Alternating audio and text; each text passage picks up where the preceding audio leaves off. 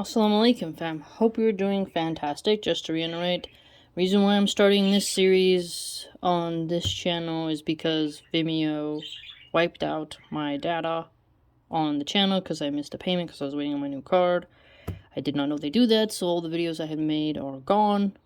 So I'm going to start them on YouTube because YouTube doesn't do that. So Vimeo is basically just a money-making scheme where you pay every month.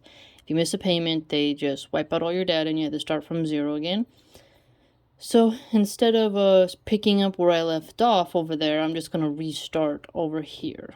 Alright? So this is highly educational. This is world famous.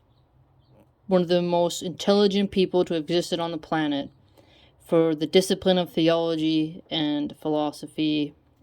He's a brilliant mind, and if you don't know who he is, stay tuned.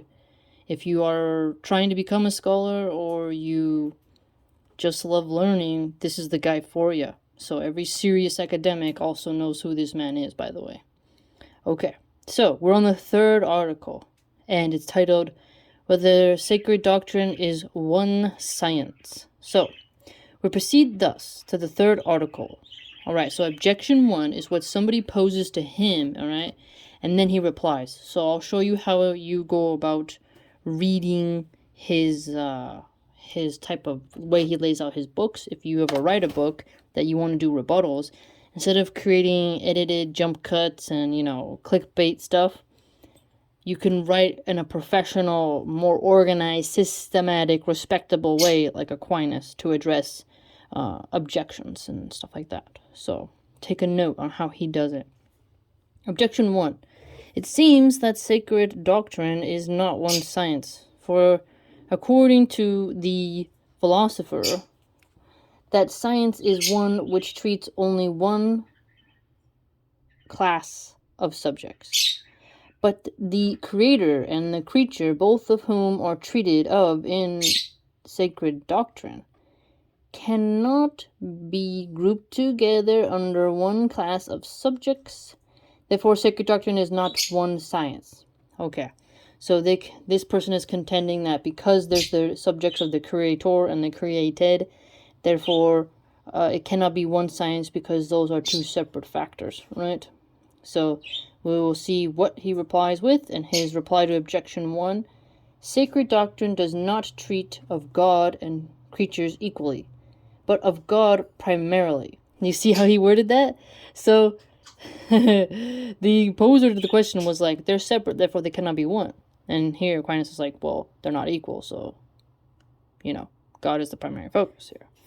And of creatures only so far as they are referable to God as their beginning or end. So the creation in its beginning and its end, right? Hence, the unity of this science is not impaired.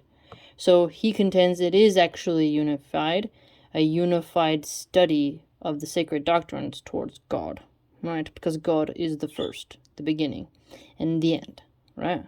Regardless of the fate of his creatures. Now, objection 2, someone poses to him.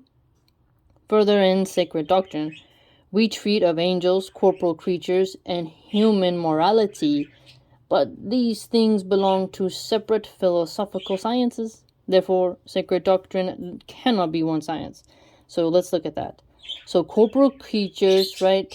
So there's different sub-subjects. Now, he's very interesting question this person posed, right? Because separate philosophical sciences, yeah, by epistemology, ethics, and such, under, umbrella terms under a general, field of study. The sub-subjects, right? He thinks that how can it be one if there's all these sub-subjects? So let's see what Aquinas says back, right? It's very brilliant. Reply objection 2. Nothing prevents inferior faculties or habits from being differentiated by something which falls under a higher faculty or habit as well. So inferior faculties and habits, they're not going to be prevented from being differentiated, he contends. They're still going to fall under the same higher faculty, which is, God. Because the higher faculty, which is God, or habit, regards the object in its more universal formality. Okay, so regarding something in the essence of its universal form, universal utility, a destination, and such. As the object of the common sense is whatever affects the senses. I like how he says that. The common sense is whatever affects the senses. You get it? It's amazing. Including, therefore, whatever is visible or audible. Hence, the common sense, although one faculty, extends to all objects of the five senses. Perfectly said. Did you understand? Common sense is one unified thing. When you say it's common sense, what are our common senses? Are our five senses. There are five things under one umbrella term, the common sense, right? Because they're five senses that are common. You see? You follow? Similarly, objects which are the subject matter of different philosophical sciences can yet be treated of by this one single sacred science. So, can yet be treated by the one single sacred science. So remember, he contends that the sacred doctrine, that it is a one science and it is a sacred science, right? And that you will be able to do well for your salvation if you do not divert and mix in, go beyond the bounds of what the religion says. You can use human reason to a certain point, but after a certain point you're going to have to rely on faith in God, right? So it's very brilliant so far what he said. Sacred science under one aspect precisely so far as they can be included in revelation. Exactly. Yes. So included in revelation. So human reason goes to a certain point. After that, you're going to have to go to the revelation, which is the sacred doctrine, right? So that in this way, sacred doctrine bears, as it were, the stamp of the divine science. So he contends, yes, the stamp of the divine science is upon the sacred doctrine.